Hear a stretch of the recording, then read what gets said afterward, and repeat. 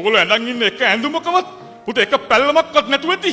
හැබැයි අම්මා අඳින ඇඳුම් වල පැල්ලම් ගණනාවක් ඇති.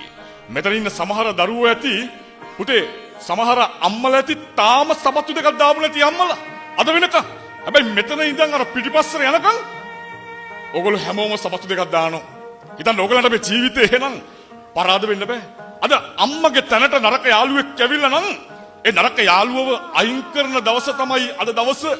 මේ මිනුවන්ගොඩ වටේම මාව කරේ තියාගෙන යන්න මගේ අම්මගේ කර හයියට තිබුණා පුතේ. මේ මිනුවන්ගොඩ වටේම මාව වඩාගෙන යන්න චූටි කාලේ අම්මගේ අත් දෙක හයියට තිබුණා. මට තියෙනවා එක දවසක මම ගන්න වාහනේ ඉස්සරහා ෂීට් එකේ මගේ අම්මා වාඩි කරන් යන දවසක්. අන්නේ දවසේදී මගේ අම්මලා ජනේලෙන් එළියට අත දාගෙන අර යාළුවන්ට අත වනාගෙන යයි. පුතේ එදාට අම්මගේ ඇස්වල කඳුළු ගොඩාක් තීවි. සතුටු කඳුළු ගොඩාක්. අනේ ඒක තමයි මම බැලිය යුතු සතුටු කඳුළු. මොකද පුතෙක් ඉපදෙනකොට අම්මා කෙනෙක් කියන්නේ මට රජෙක් ලැබුණා කියලා.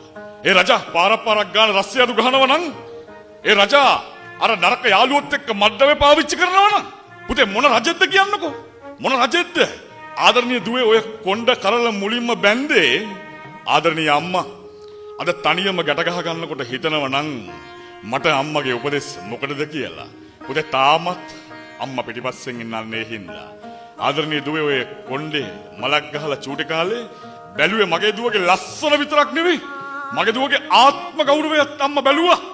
අම්මා ඉන්න තැන අම්මා නැති තැන අනාල් තැන් දෙකේදීම අම්මගේ ආත්ම ගෞරවය ආරක්ෂා කරන්න මම ඉන්න ඕනේ. මොකද අම්මා කෙනෙකුට පුළුවන් තමන්ගේ ජීවිතයම හරි දන් දීලා දරුවෙනුවෙන් කැපකිරීම කරන්න.